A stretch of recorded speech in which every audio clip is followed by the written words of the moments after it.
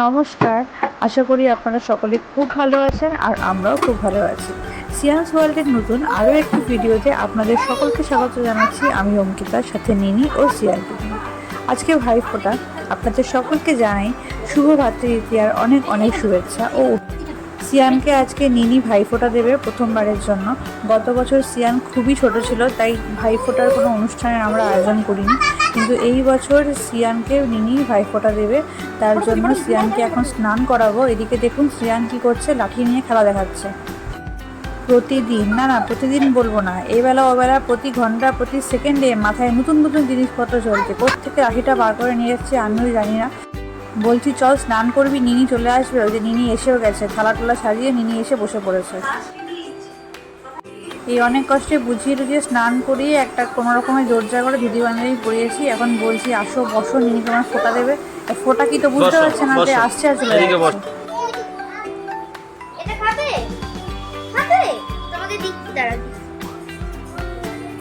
অনেক কষ্টে বসানো হয়েছে, কিন্তু সে বসতে পারছে না, ধুতি পায়ে আটকে যাচ্ছে। তাই পাপা একটু ঠিকঠাক করে দিয়ে বসিয়ে দিচ্ছে।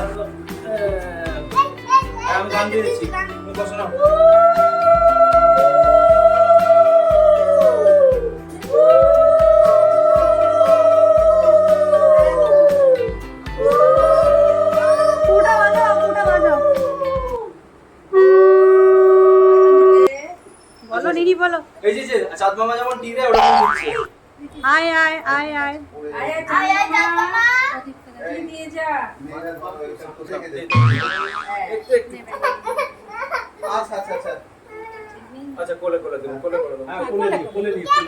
আর দিদিকে একটা টি দিয়ে দাও তো, তুমি একটা দিদিকে টি দিয়ে দাও।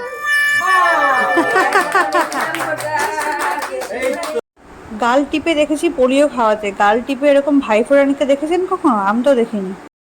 কি আর করা যাবে, নিনির ভাই এরকম যে হাত পা ধরে গাল টিপে ফোঁটা দিতে হচ্ছে। দিদিকে গিফট দিয়ে দাও। এ নাও গিফট দিয়ে দাও দিদিকে। ভালো করে ধরো। আচ্ছা রাখ করে। বাজাও বাজাও পু বাজাও। দাও নিনি দাও।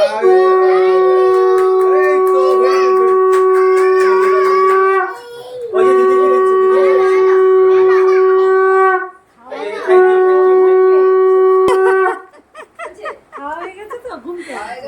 ভাইফোঁটা নিতে নিতে দিদির অত্যাচারে ভাই খেপে গেছে, তাই ভাইকে ঠান্ডা করার জন্য এখন নিয়ে যাওয়া হয়েছে ছাদে। তো সেখানে গিয়ে তার মুড একটুখানি ঠিকঠাক হওয়া যে দিদির কোলে কয়েকটা ফটো তুলেছে।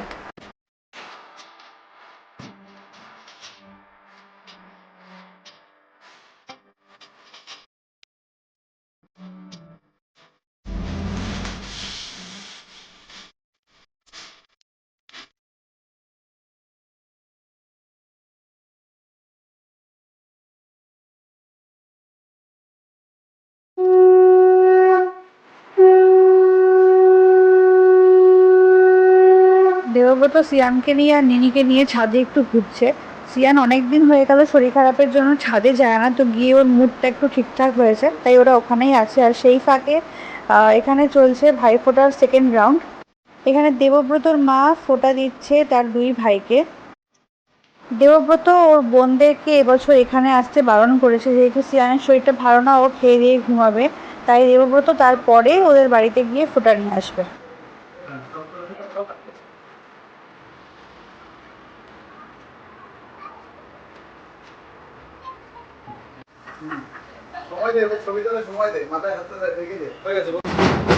Good evening. এখন ঘড়িতে বাজছে 7:30-8টা মতো।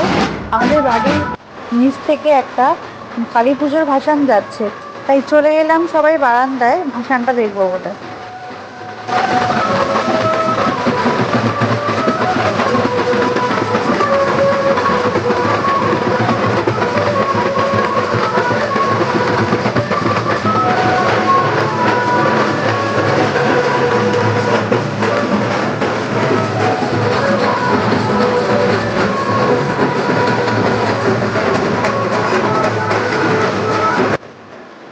বাড়ির ঠিক সামনে আর আশেপাশে মিলিয়ে 4-5টা কালী ঠাকুর তো হয়, কিন্তু এই বছর একটা ঠাকুরও ভালো করে দেখতে পারিনি। শুধু মায়ের বাড়ি যাওয়ার সময় দূর থেকে একটা ঠাকুর দেখেছিলাম।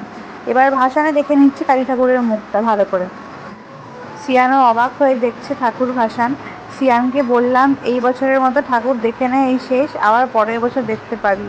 এর মাঝখানে আর কোনো পুজোতে এরকম বড় করে ভাসান যাওয়ার মতো নেই। আর এখন অনেক রাত হয়ে গেছে, আমার ঘুম পেয়ে গেছে। ব্লগটা এখানে শেষ করছি। Good night.